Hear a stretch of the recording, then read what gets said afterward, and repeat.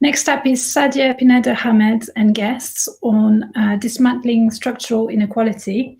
So we touched on some of the barriers that Black British filmmakers are facing in day one. And just before lunch, we also looked at more inclusive approaches to recruitment and the need to think about how our organizational cultures affect that process and the people that join us, and also whether they'll decide to stay with us. So now this session is about really continuing this conversation and looking at some of the practicalities of systemic change towards more equitable and inclusive future for the sector. And we have freelance film curator Tara Brown sharing this session. So welcome, Tara. Take it away. Hi, thank you for introducing me, Maddie. Great. Hi, everyone. As Maddie said, I'm Tara Brown. I'm a freelance film curator working across lots of queer and Black film festivals and events, among other things. Thank you for coming. This session is called Dismantling Structural Inequalities, about the practicalities of creating systemic change within film exhibition, specifically looking about the use of toolkits themselves as a use for genuine accountability. I'm really excited to introduce our two panelists. So firstly, Sadia Pineda Hameed is an artist, independent curator and small press publisher for Lumen Press, based in Wales. Part-time and on a freelance basis, she works in marketing and diversity consultancy in the arts. She speaks to the deinstitutionalization of the arts in consultancy, academic and poetic settings, and has produced diversity and access reports and presentations, notably for D39, Arts Council Wales, G39 Arts Council Wales for National Museum of Wales and Inclusive Cinema. And also introducing Alex Mizwick, who works as Programme Coordinator for the Centre of Contemporary Arts in Glasgow. So Contemporary Arts Glasgow is a hub space that works to open source proposal policy in relation to the allocation of space for events programming. Alex works on the exhibitions programs and artist residencies with the bulk of time dedicated to overseeing a busy cross-arts event schedule pre-COVID in conjunction with multiple events partners. So I was thinking I was just going to let Sadia sort of take it away, and then we'll speak to Alex, and then there'll be a Q&A session as well at the end. So please have questions ready. Cool, thank you. Okay, great. Well, I guess I can start with my presentation then. Yeah, go ahead, please. Yeah. Cool. So I thought I'd just put together a small kind of presentation just to take you through what the toolkit is. It's been a very intangible thing until really recently, which is exciting. It's a PDF document now, and it exists as of an hour ago on inclusivecinema.org. So if you go to inclusivecinema.org and then click on guides and toolkits, you'll find it there and you can read the whole document. So I'll just introduce what it is. It was made for Inclusive Cinema with Film Hub Wales and with some consultations with some really cool people in film. And it's really a toolkit that is trying to ask you to do something with it, not just to be read, but to have accountability embedded into this PDF, if that's even possible. So we'll see how it goes. But yeah, so I can tell you a bit about why I think it's different. So what I wrote in the introduction is that the toolkit will not be offering tips to increase representation or perpetuate myths of diversity, but instead create the ground for care and responsibility and an intolerance for harm to be the basis of your cinema. So what I mean by that is that this toolkit is focusing on preventing harm towards your current audiences who are people of color or other marginalizations or intersections, as well as your staff and the creatives that you work with and exhibit. And additionally, it's a toolkit that prioritizes personhood of those excluded people and doesn't think of them as people of color. Why aren't we reaching them? But instead thinking about them as this is a person that doesn't feel welcome here, and there are individual and intersecting reasons for that. And what are we as an institution not doing, or actually what are we doing that is harming them and stopping them from engaging with the universal thing that is cinema? And the other thing that I tried to make sure it did was to focus on systemic barriers as the route to injustice, and how, though it's a systemic thing, it's something that we need to action on an individual level. So whether you're the director or a very low paid intern, there are ways that you can all kind of find your own personhood within this system and find your roles in helping to dismantle it. Sounds like a lot of work, but I mean, when you get into it, it's enough to fit into a PDF, so it shouldn't be that hard to implement. So this toolkit, obviously, we can't ignore what happened this summer, and it's something that really influenced how we wrote this toolkit. To begin with, it was going to be, how should we section it up? Let's give top tips on how to engage people here and there and here. And really after the summer, us over at Film Hub Wales really sat down and thought, we can't be playing these games anymore. We can't be producing toolkit after toolkit and conducting harmful consultation after consultation. We need to see how we can do this toolkit a bit differently. So the toolkit openly and justifiably links cinema's role to the wider context of systemic injustice. I had, after my consultations to make this toolkit, we all found a kind of mutual frustration that in the arts, we don't like to accept that we are part of that system, but we are. We're part of the same system that disadvantages and harms Black people in the justice system, in the education system, in the legal system. And though it doesn't come out as kind of clearly as that, we are part of that kind of service providing capitalist kind of let's use culture to make everything better kind of system. And we could be doing so much better if we just think of ourselves within that structure. So in the introduction, I write that there's been a marked shift as of spring this year in how we talk about diversity, in particular the language that is acceptable to use if we are serious about equal access and justice for all. COVID-19 and the resurgence of the Black Lives Matter movement has reminded us that racism isn't merely microaggressions, but at its core, the state-sanctioned and extra-legal production and exploitation of group-differentiated vulnerability to premature death. It's quite a heavy quote, but it comes from a book about prison abolition. But that's the kind of fluency that we all say we have now after Black Lives Matter. We understand that, so it's kind of time we start talking about inclusion and diversity in terms of kind of the actual harm that is caused.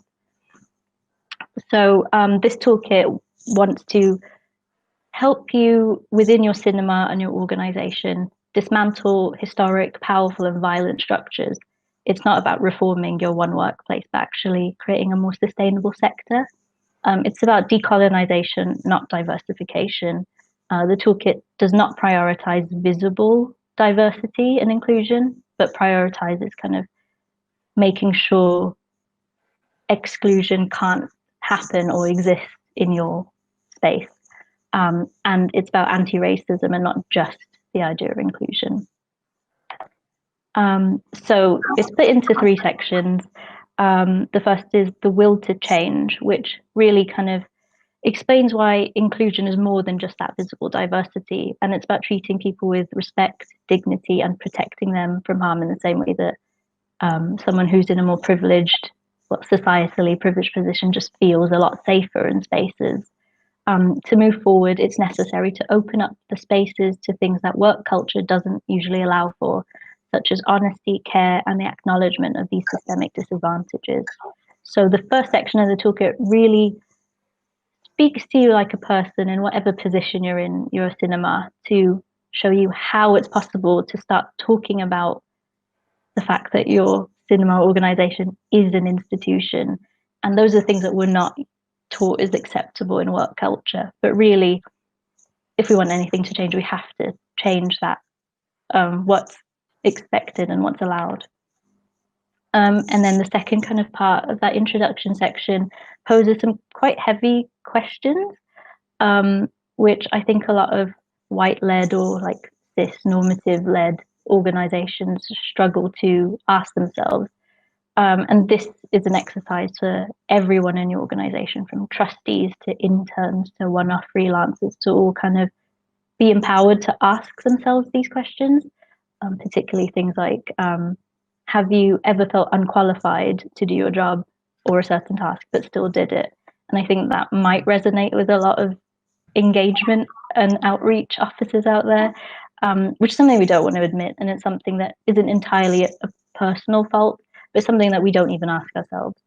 And another question that this toolkit constantly poses is, would investment into white-led organizations' learning be better invested directly into communities instead? So if you think about all the money that's gone into consultations, could that few grand have gone directly into a grassroots cinema that's already serving those communities with respect? Just thinking about kind of the resources we're taking up and how much longer we're going to keep doing that until we accept that maybe we can fail and maybe we need to make room for other groups. Sorry, I need to go faster. The two categories. Oh, thank you. So the two categories for the commitment section is the immediate commitments and commitments to creating lasting change. So the first category are all the tools you need to make change tomorrow. It's simple, practical things that can be done immediately and conversations that can be immediately had. And I was in two minds when I wrote this, because a lot of these tools that are provided in the section can lead to performative inclusivity. It could be something you can implement tomorrow without really understanding it, and people will think that you're a lot more understanding than you are. But again, this toolkit prioritizes preventing harm to our audiences, staff, and filmmakers who are from diverse backgrounds. So if it means that you're starting to use the appropriate language, even if you don't understand what that means, at least that means one less person that is harmed. So that's how the first kind of section goes. And the second section offers commitments to creating lasting change, which are more difficult things to talk about, such as, do we need trustees? Can we shift that system in our workplace? What would happen if we all paid each other equally, including the director? More difficult things to work through, but things that are necessary if we're going to live up to everything we wrote in our BLM statements. And the commitments go through every part of our organization, of a cinema festival, whether it's physical, in face, or digital. So that's terminology, programming, marketing, and the difference between marketing as a kind of tool to sell someone something and outreach as a way to start conversations. And audience and accessibility, which is more of a practical guide for when you're in an actual space, dealing with people front of house, and evaluation methodologies. So how we do consultation without repeating every other consultation there's ever been. So doing the work. Okay, so the last section is reposing those questions after we've read everything. And this kind of goes back to that real sense of how much are we willing to make ourselves accountable. So the last section asks, is it worth public funding to reform your organization, or should you hand over resources to the groups that are already doing the work? Preventing harm and supporting groups already capable of sharing diverse and universal cinema in a meaningful way should be the priority of the sector, and not the sustainability of single organizations. So are you actually willing to do that work? Are you willing to do just as well as all the organizations that are underfunded and under-resourced but are doing the work? And kind of, I hope that by having the toolkit kind of end on that note, we start to take things a bit more seriously and kind of get a bit scared that funding won't always be there unless we do better. So it's about holding ourselves accountable, but also trying to use this toolkit as an activating tool, something that will help us separate ourselves from our workplace and just think on an individual level, I want to do better. How can I use my position in this organization to do that? And only then can we really start to dismantle the places and pockets of harm that are embedded into our cinema and festivals and organizations kind of unavoidably. Yeah, so the final kind of section of it are some resources. Usually the section in a toolkit is, here's some further reading on like, should we use BAME or not? But instead we're going for contact details for people to consult with, because a toolkit can increase your awareness of what work needs to be done, but it can't make you any more qualified or capable of implementing those things. And that's why it's so important to know that we can't do any of this work on our own, whether it means working with people with lived experience or actually collectivizing with all the other cinemas in our area to keep each other accountable. We've got to kind of work towards kind of honest reviewals of not how we're doing, but actually how are our audiences and our filmmakers and our staff doing, and are we doing good by them? So to sum up my toolkit, it's extremely giving. It has over 40 immediate changes to preventing harm, and none of these are a secret. I could have charged for it. I didn't. I did get paid to make it, which is nice, but I could be charging everyone for it. But it's not a secret. How to not harm people should be out there in the open, and you can have this and you can use it if you just please use it. It incites meaningful commitment over cursory statements. So none of this, I commit to treating people with more respect next year and more, I will pay I'll give all my staff who are people of colour a payment, a wage review next week. That kind of level of deep, really specific commitments that will actually actionably lead to change, and also demonstrate how structural change is possible and is imaginable. So we always talk about the radical imagination and we can barely imagine what like an equitable future looks like, and it's always done in like this speculative way. But actually, people of colour can imagine it because we've been asking for it for a long time, and every other intersection definitely can imagine it. And this toolkit opens up to everyone and shows you that it is imaginable because it's on page 27.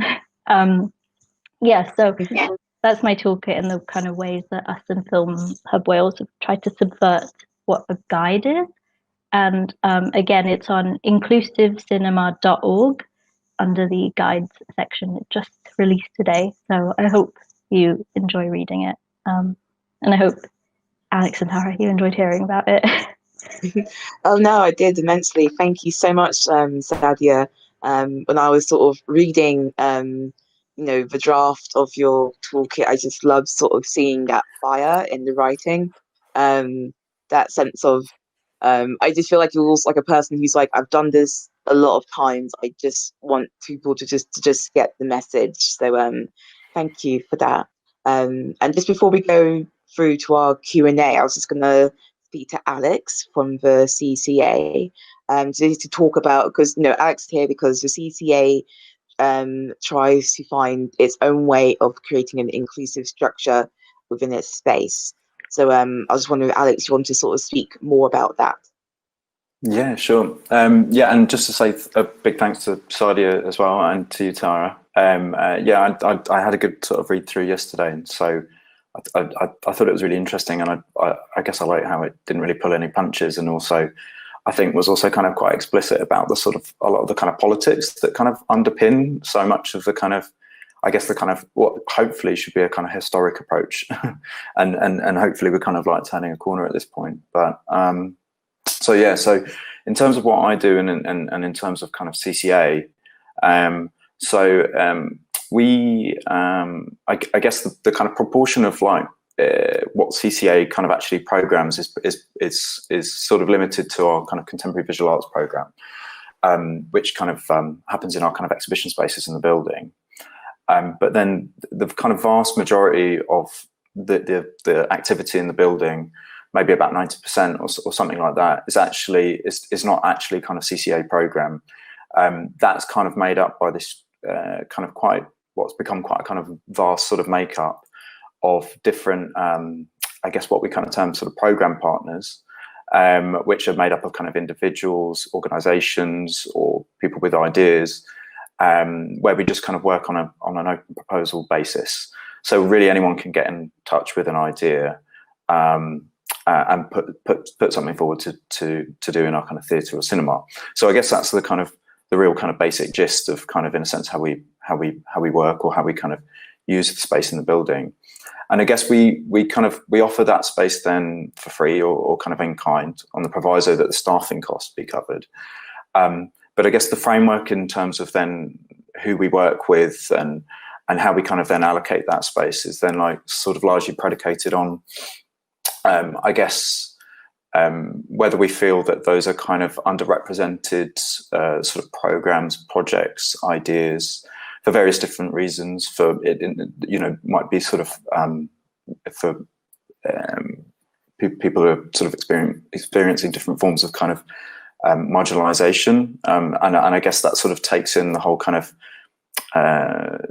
sort of considering that intersectionally, but also I guess sort of the weird, the queer, the projects are a bit more sort of risk taking, that I guess wouldn't, in a sense, sort of so readily have a kind of platform or a space to kind of to work from.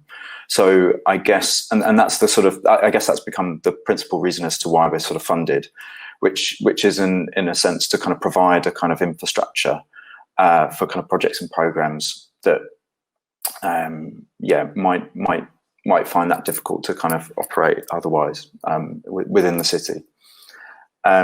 So I guess this is an approach that we've kind of had since 2006, and then one that sort of built up over that sort of period. So not that I'm saying this because it's a kind of numbers game, but I think just the way that that's then been something that's sort of grown and then, if you like, sort of developed largely through, I'd like to think, the trust that we've kind of engendered or kind of built with people over that period, from doing several hundred kind of events at the start of this to when we do well over sort of 1,300 events between 250 partners over a kind of calendar year. This was sort of pre-COVID. I guess I kind of just say that just to kind of give an idea of the sort of scale of the way that we kind of work in that sense.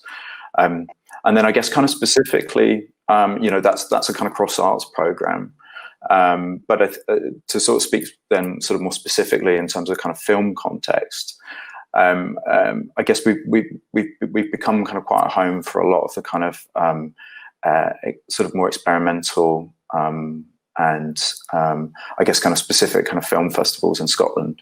So I guess over the years we've provided a platform for and kind of established relationships with SQUIF, the Scottish Queer International Film Festival, Document Film Festival of Human Rights, Africa in Motion, the Scottish Mental Health and Arts Film Festival, and then alongside the Glasgow Short Film Festival and the film festival itself.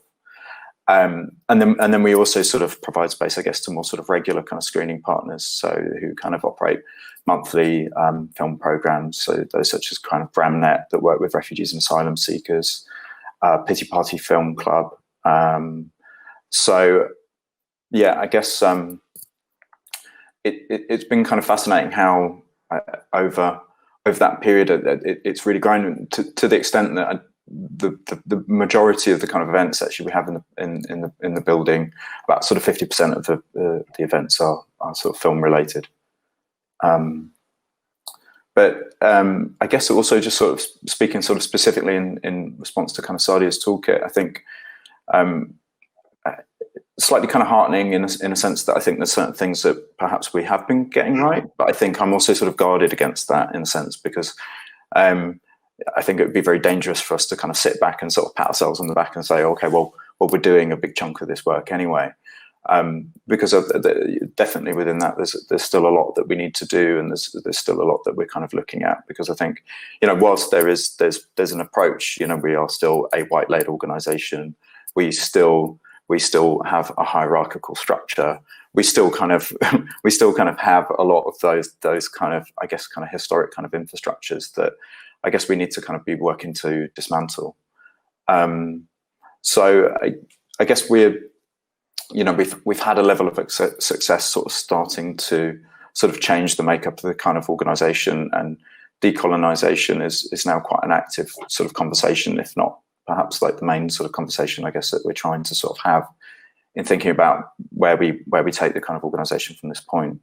But I guess there's still a lot to be done in terms of sort of we're yet to have a kind of substantive anti-racist sort of training across the organisation, and I guess also then for myself, as a straight cis white privileged male, I think for me it's a kind of continual process also of kind of, I guess, trying to sort of ask, well, what are the things that I don't see? What are the assumptions that I kind of bring into my role and how I work with people, and I guess trying to sort of be careful and listen and I guess try and sort of find appropriate ways to kind of respond. And I guess also, so much of this is to say that, and I think one of Sadia's points, which is really, really key, is that this isn't just a sort of strategy or kind of toolkit to be kind of implemented from the top down of an organization. These are conversations that need to kind of happen in between kind of members of staff in the organization, not necessarily led by kind of senior management, and to be kind of implemented at a kind of individual level. So one of the things we've actually been kind of doing is to set up actually a non-management led sort of across staff kind of discussion group to, in a sense, kind of, I guess, try and have those sort of conversations amongst ourselves, and not in a way that I think in many ways can end up being sort of quite performative, or people feeling like they need to sort of say the right thing when more sort of senior management are kind of present. And I think sometimes that can not be really kind of conducive to actually having a thorough kind of conversation. Right. Sorry, no, thank you. I was going to ask as well, you mentioned sort of open source like style. So I was wondering what you mean by that. Does that just mean that anyone can approach you to be a programming partner for the CCA? Yeah, exactly. That is kind of fundamental level. So, and I guess that we don't have a kind of defined framework to that, and I think nor would we kind of want one. Really, it's just it's a case of starting a conversation, and so really anyone saying, I've never put on a film screening before, but I'm kind of interested in this film, and like, is there a way I can show it with you? Then we'll start a whole sort of conversation there and see where it leads. And in a way, like a lot of the most kind of some of the most kind of successful relationships have been built with people with really little sort of practical experience of sort of putting things on. So I guess for us, it's about trying to really take on a kind of level of kind of responsibility or and sort of custodianship for people's programs, and trying to work with them to sort of, if you like, sort of build confidence. And I guess the big thing for us is that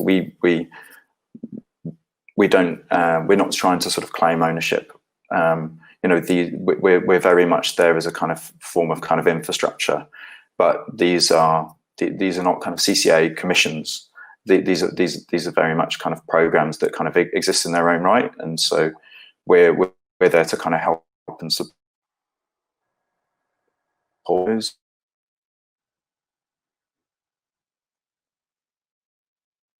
Is that me or is that Alex?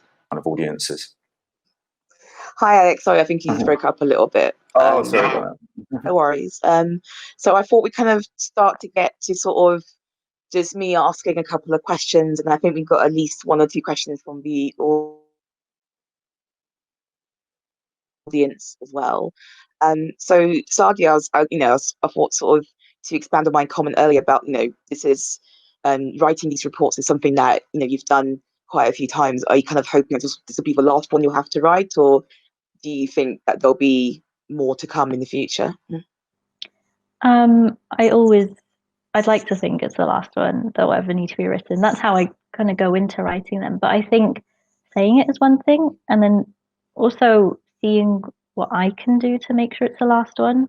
So, for example, I think I'd love to approach the BFI to see if they could kind of integrate it into their funding, and maybe Film Hub Wales can help me with that. I think we're speaking about that in some other consultations I've done. If anyone says, oh, this would be useful to know about the next time we do a consultation, I tell them that that's not going to happen.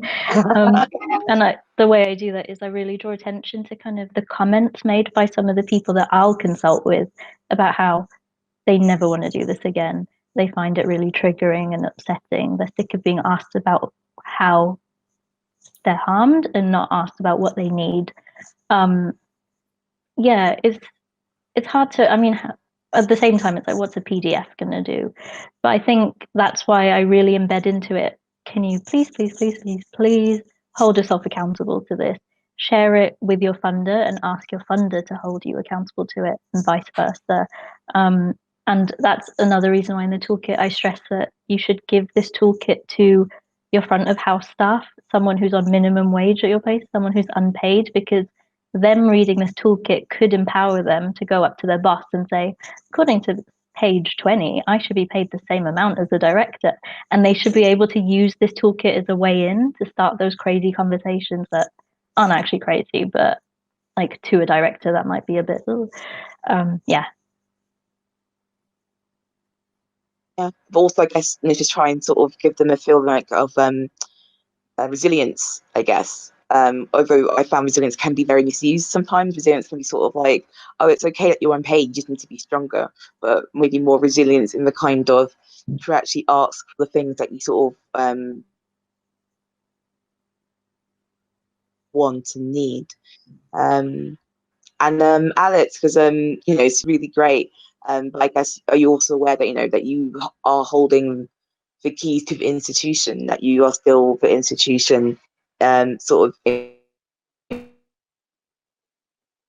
inviting people in?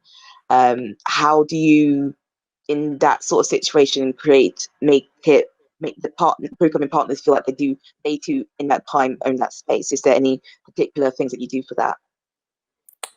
Sorry, what? I think it broke out slightly. Sorry, Tara. So I was saying that, because you hold the keys to the institution, I was asking, how do you make the programmers sort of feel like they're not just sort of visitors, but actually part of that space, that they feel like, oh, we're not just sort of here because they've let us, we actually sort of own that state. Yeah, no, in the time that we are programming.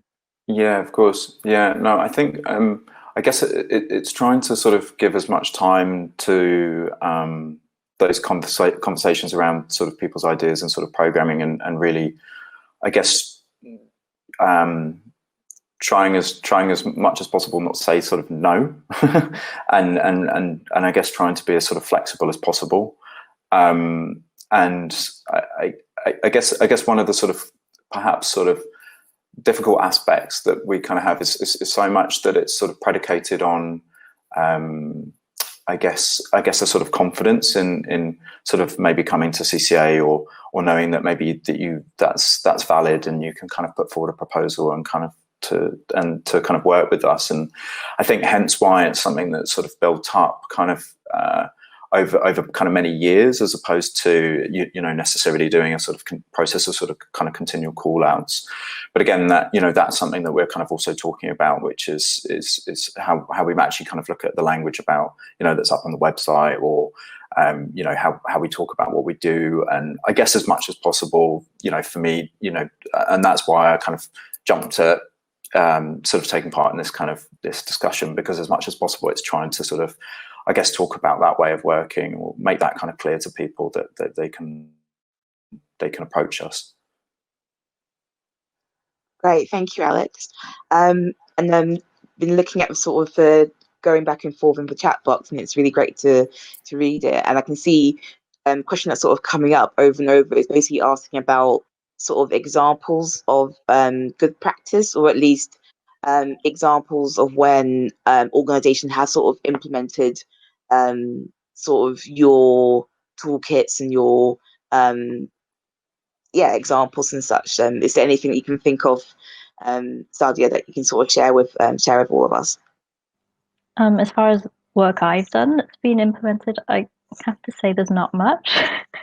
As is usual with most toolkits and consultations, actually, I find that unless you undergo a consultation that's like, this consultation will repeat every individual consultation with the organization, unless it's something that you book in for like the next 5 years, I'm hiring this team or this person to check up on me, one report always gets filed away. And that's not to say that it was a waste of my time, but it has led up to the fact that people right now are scrambling to go find those reports. And they're like, where did I file that away? I better start checking up on that and advertise that we commission this. But in terms of good examples and models, grassroots organizations, there's no one that does it better than people who are like under-resourced and underfunded, but still have the passion to reach those audiences and make it accessible to them. They're true models of how you do it with nothing and still be able to meaningfully have conversations, speak to people and provide what they need. And as my toolkit runs through some of those models and conversations around that, but it's such a good model. And I think just speak to some of the grassroots organizations around you, and definitely in my toolkit I suggest this, if you're ever going to speak to them, offer them some resources beforehand. I was just going to jump in here, like, pay them. Pay them, tell them you're starting a long-term partnership, offer them everything you have, because what they have is invaluable, which is lived experience. So I would say those are great models, but also the CCA are, I know it's like you shouldn't pat yourself on the back for doing the bare minimum, but it's good to acknowledge that the bare minimum is happening, because that doesn't normally happen. And actually the way that you've described it, of like opening up the doors for a partnership and collaboration, and this kind of way of asking them what they need and seeing how you can provide them, is exactly the right way to begin, because you'll only see the long-term success stories from there on, where one of the film clubs you support end up being the guest programmer for every single winter season at the CTA. That's when you start seeing the results, where those relationships actually become like real relationships, not just on paper. So I think models can also be found in white-led institutions, and it's really important to share the success stories. Yeah, definitely. And I guess sort of top of our heads, like, can we think of any grassroots organizations we think are sort of putting in that work? So Squiff definitely comes top of my head. Dardishi, who also does work with the CCA, I think is also a really good example. There's the Leeds Queer Film Festival. When you think about these grassroots groups, what kind of comes to mind for you when you think of ones you're like, yeah, those are the ones that need to be sort of lifted up and so on? Yeah, those types of kind of sizes of grassroots organizations, also like CineQ in Birmingham and like Club de Femme. But also I'm thinking of like local community film clubs set up in like the Riverside community of Cardiff in Wales, and other ones like there's obviously if you're from Wales, you'd know about the Gentle Radical Film Club, which has been running for 20 years. Like systemically, like there's so much injustice about how under-resourced that film club is compared to how much that film club gets used whenever they collaborate with a larger organization, compared to how little money and funding they actually receive. And that's also the kind of example I'm thinking of, is like those film clubs that stay super hyper local and know the names and faces of every single audience member that they serve. Those ones actually, I think, they go through the net a bit, because they not that one necessarily, but there are other film clubs that are very, very local that don't even have the kind of cultural capital to approach the CCA. And maybe those are the types of film clubs that larger organizations need to be like seeking out and going to their doorstep and asking what they need. Yeah, it's a really good thing actually. Yeah, like sort of putting you on the spot, Alex. Yeah, you know, yes, it's great that people can approach you, but do you approach other groups? Yeah, I guess we, in a way that's sort of like sort of complex question. I mean, yes, we do. I think it's something though we're sort of, I guess we're kind of careful about what that sort of approach is, because I think the way that we work, I guess, in this sort of the sort of open source proposal basis is kind of predicated that we're not commissioning. So, and I think we're always kind of careful that we don't sort of confuse that or kind of confuse that model, because I guess because we sort of commission, if you like, through our kind of visual arts program. So I guess there's other ways that I think we try and kind of introduce people or kind of make relationships that might be a little less sort of direct. So I get through our sort of public engagement program. So there might be various other projects that are aimed at sort of, I guess, familiarizing kind of different communities with the building. And, you know, those could be kind of projects through food or gardening or beekeeping, for example. But it's just ways of sort of starting conversations with people. So I think that's generally been our kind of approach, which is trying to kind of think about that in all sorts of sort of different ways. And then also another big one I would say, and a way actually a lot of people that have sort of come to work with us is sort of working with sort of paid placements, and also sort of people who are kind of working with us a kind of educational kind of context. So I guess we try and sign ourselves up to as many sort of placements and internships, albeit our kind of policy is that anyone who's doing a placement or an internship is paid or otherwise kind of supported through kind of education. But I think through that we've been able to kind of like sort of work with a lot of people, kind of build their confidence, and actually a lot of those people have sort of then gone on to sort of propose programs and actually kind of work with us in that way. Sort of, you know, Dardishi Festival being an example of that actually. Brilliant. And I think it's as people are sort of talking in the comments as well, like to sort of give the grassroots that you're approaching or coming to you those sort of resources to work, but do you think it doesn't have to be always money? Do you think you're also valuing work through its time, by the hour, or by how many people are involved? Does that make sense? Yeah, no, I guess, well, we don't set any targets on anyone in terms of sort of audience expectation. I mean, like if someone wants to put a film screening on and 2 people turn up, that's fine. You know, I think we kind of see these things over quite a kind of long term, if you like. So I think it's more than a case of speaking with someone and being like, okay, well, you know, what you know, why did that happen? Why didn't that kind of work? Or, you know, was that something we were doing, or is there something that we missed there? Or, you know, how can we better be kind of engaging with audiences? Sorry, did that answer it?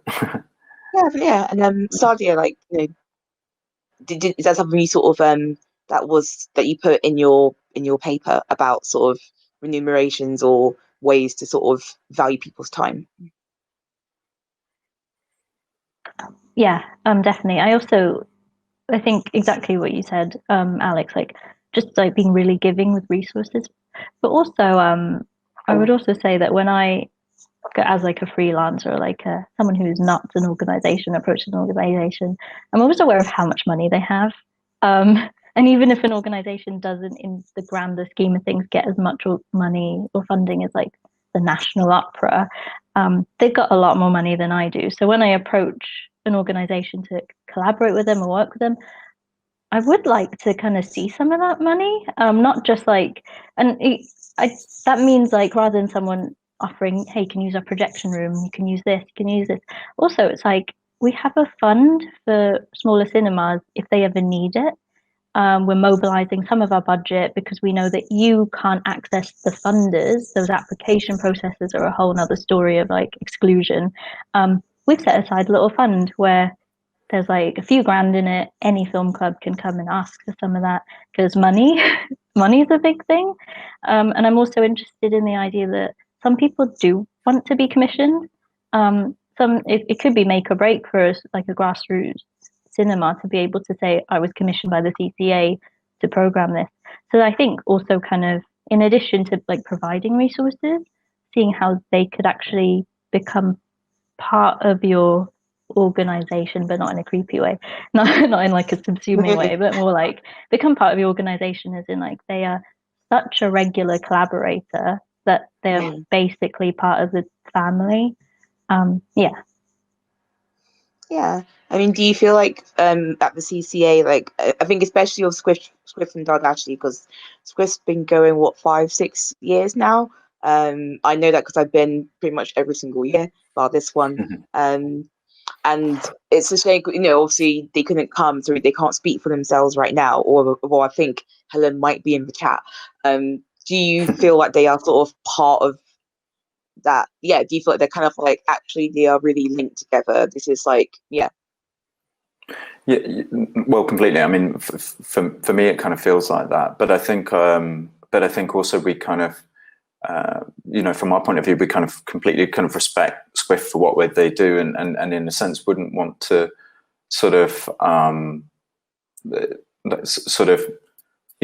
pretend in some way that I guess we could do what they do. I think like so that whole kind of relationship is kind of just is sort of predicated on kind of respecting and kind of giving space and sort of not making assumptions and sort of learning from everybody that we kind of work with. I mean, I think I guess there's a kind of exchange there in the sort of sense that like the way that we kind of provide the space for free or kind of in kind, and I guess there's a huge amount that then CCA over the years, with Squiff, and I can also see sort of Matchbox are in the chat as well, but these organizations actually CCA has had the kind of privilege of working with and actually learning a kind of a lot from, and I think going back to sort of this idea of sort of grassroots organizations, I'd say that those are all the organizations that the bigger institutions need to be kind of having the conversations with,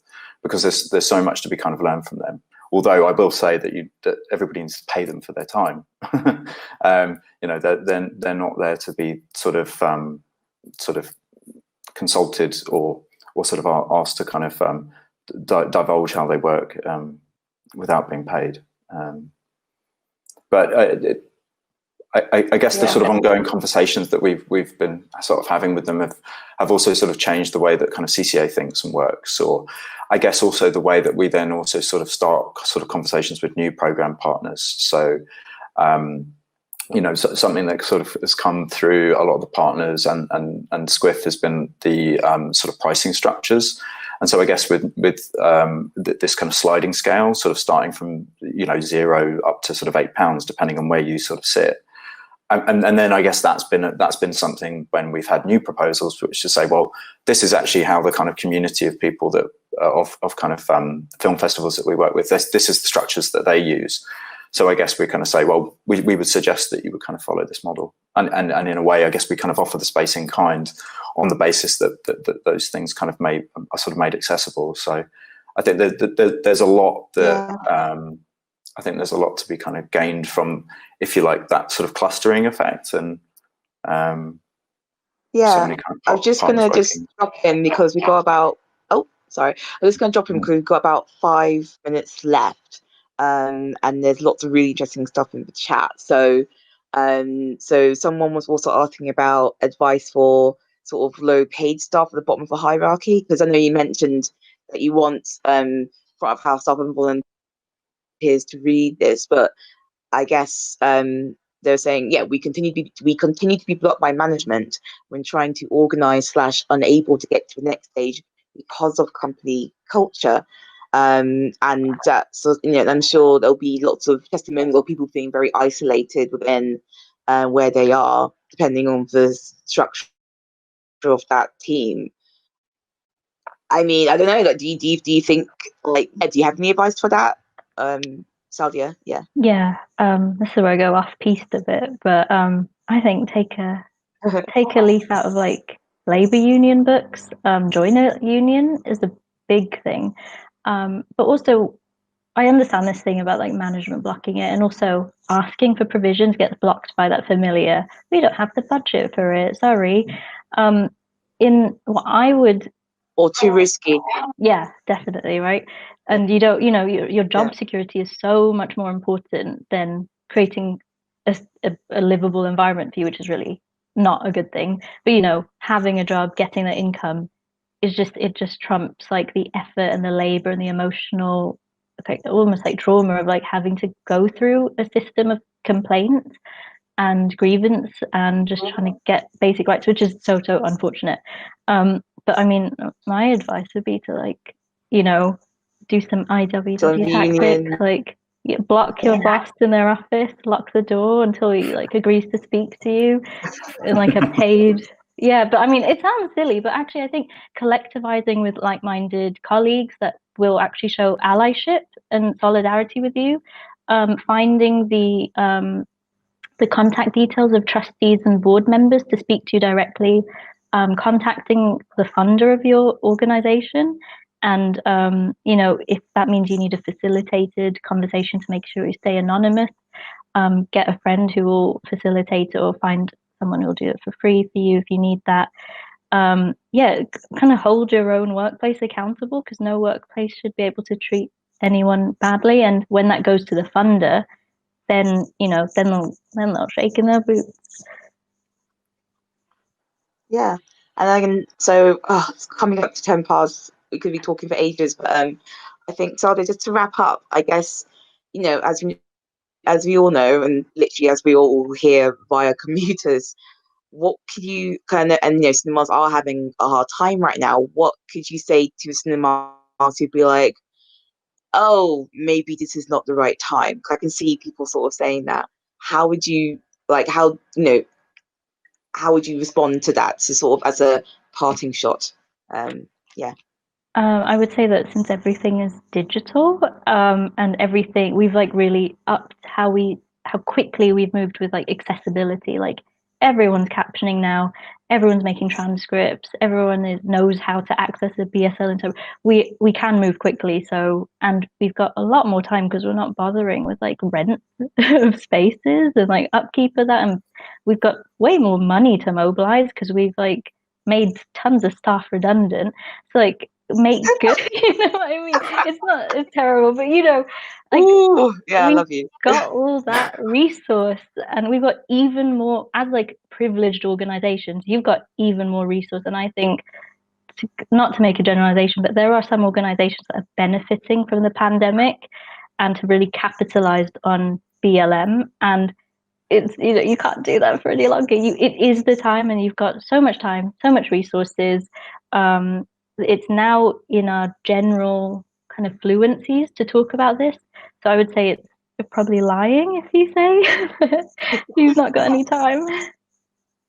Brilliant. Thank you so much. And I think, like I said, you said the PDF is published now on the, remind the audience, what website is it on again? Inclusivecinema.org. Brilliant. And Alex, is there anything quick that you want to sort of say or promote before we log off? I think just to say, just to kind of like sort of follow Sadia there as well. I think for me, it's a kind of like case of also just sort of slowing down and just sort of thinking about like how do we sort of best use the kind of resources that we have, and instead of sort of following this sort of capitalist logic of kind of trying to do sort of more and more and more. I think this is the moment, in a sense, to kind of take a step back and actually kind of go, well, there's a rupture in the kind of consensus, and to really make a point of kind of saying, let's not go back to normal, and that should not be for me, that should not be the direction of travel. Yeah, let's do things properly this time. Mm-hmm. Yeah. Okay, and then last thing, anything that you like contact, you have a Twitter or anything that you want to sort of share with us? No? I can share my Twitter, but it's an embarrassing handle. It's very old. I'm not going to make you do it. That's so Thank you. So thank you so much for coming to this great talk. Thank you so much, Sadia. You've worked so hard for months, and I hope it's this last talk you have to write. And yeah, thank you all very much. Thank you, Alex, as well. Thank you, Alex. Thank you, Sadia. Thank you, the tech team, and thank you to everyone at This Way Up 2020. Yay. Thanks, Tara, Alex, Sadia. Some really profound provocations and tools that I think we as a sector need to reflect on and act on as we reset. And also food for thought for funders to recognise that resources are needed, and there's varying levels of resources even between Scotland and England, and that perhaps they need to guide organisations as to how those resources are used.